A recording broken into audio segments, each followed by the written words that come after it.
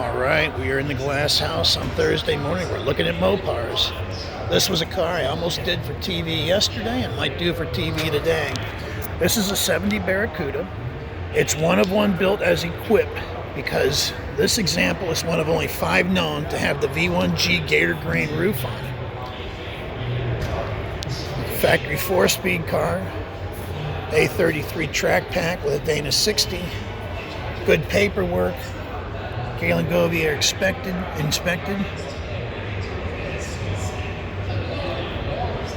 High impact EV2 toy red paint. Looking inside. Only test miles driven since completion of its restoration.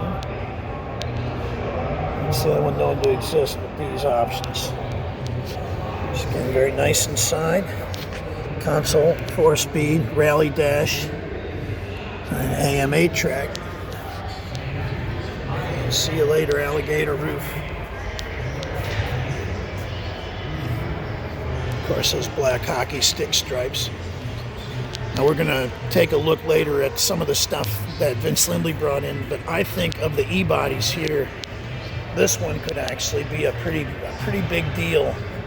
Again, because of some of this option. Again, recently completed restoration.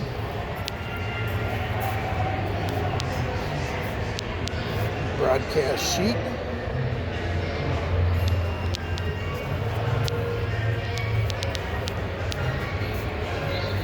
So, great Hemi Cuda, great cars here this weekend at Mecum, Kissimmee, and we will be back.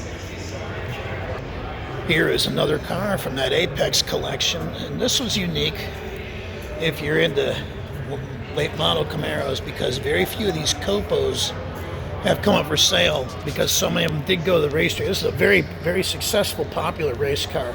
A majority of these cars ended up with NHRA racers. They built 69 of them for 2022, which was the same number, of course, as the ZL1 of 1969. And again, this was a race-prepared vehicle. The carbon fiber hood came with a Holley fuel injection and a high ram setup and a 572-inch engine. This was optional. You could get it with a couple of different engine packages in it. This one's normally aspirated. Again, inside, this is pure racer stuff here. You can see the inside, you can see the cage that ties the car together. And again, Chevy did a wonderful job in keeping the heritage of their COPOs alive with vehicles like this.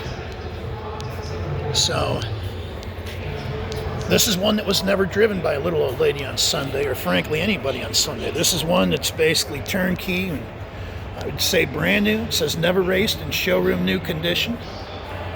And again, somebody who's been looking for one, this is a great opportunity to own a piece of what is modern super stock racing history. Worth hanging on to. This is Stunker. We'll be back. Got another one here from Apex. This, of course, is a 1969 Z28 RSSS with the factory available cross ram. You could not get this installed on the assembly line, but it would come from the dealership, and the dealership would tune it up. And, you know, this is a pretty tough option to come by any standard. And, of course, on top of that, Z28 motor always gives a lot of eye candy to it. So again, beautiful car in terms of its color and restoration. Hugger orange with a black houndstooth interior, sold new at Courtesy Chevrolet in San Jose. This is a Friday afternoon car, F-164.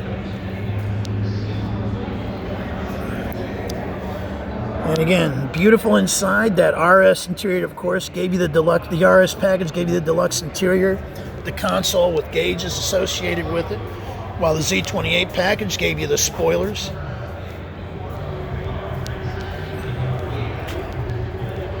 That is the L2 cowl induction hood.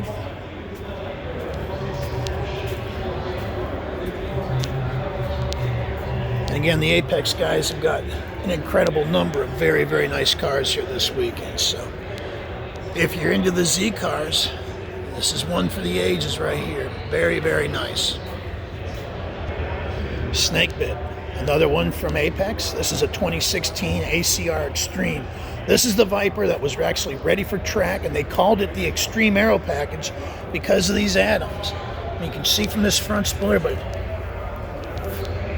check out the carbon fiber built onto it. And I'm digging the color. The color is Y-orange and a black Alcantara interior, as you can see from in here. And the Extreme Aero Package is hard to come by. So this car has had 5,500 miles put on it since new. And again, the big part of the ACR package was this deck wing, which is not there for beauty, sort of like the Daytonas and the Superbirds of the past. That wing was strictly there for functionality. And while the body lines of the car aren't really assisted by having something that high in the air, like the ones on the predecessors, it gets the job done. So again, a very, very desirable car. We'll look at another one later that's actually got, it actually doesn't have the full aero package on it. And again, this is a car I think we'll see some pretty good interest in it when it comes over the block on Friday afternoon. This is Stunkard, and we will be back. Also from Apex, check this out. We have got a Stage 1 GS convertible from 1970. This was the high compression year.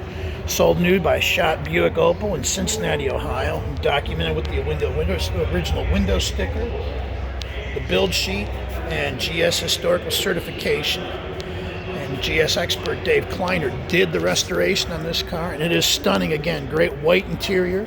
There's that Stage 1 emblem. Didn't say 455 on it, just said Stage 1 GS. And if you came to play hard, that was the way to do it. So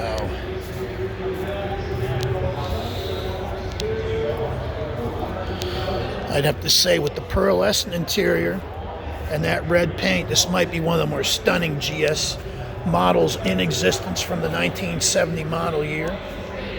Again, inside we're looking at a 4-speed, we're looking at a console, FM radio, in-dash clock, in-dash tack, sports steering wheel.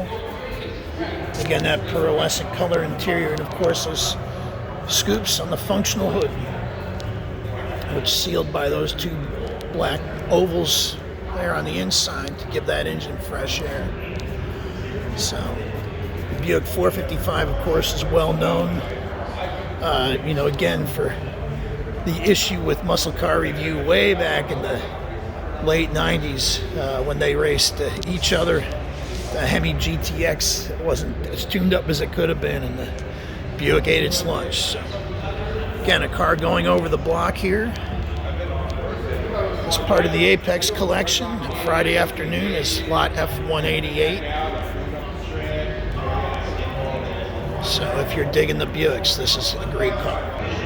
Hey, we've got more muscle here at Mecum in the Glass House.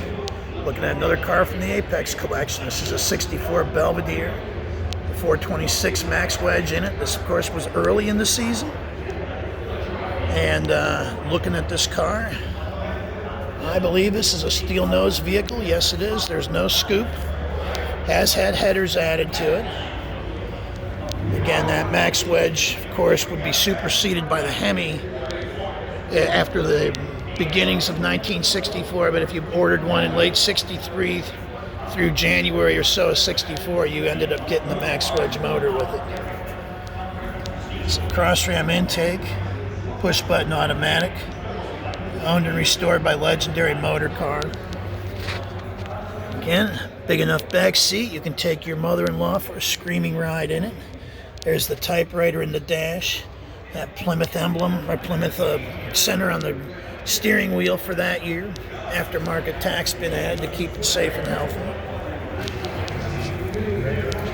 Black wall tires on this one. This is a standard Belvedere, so it is not a it's not a hard top. It's a post coupe. Again,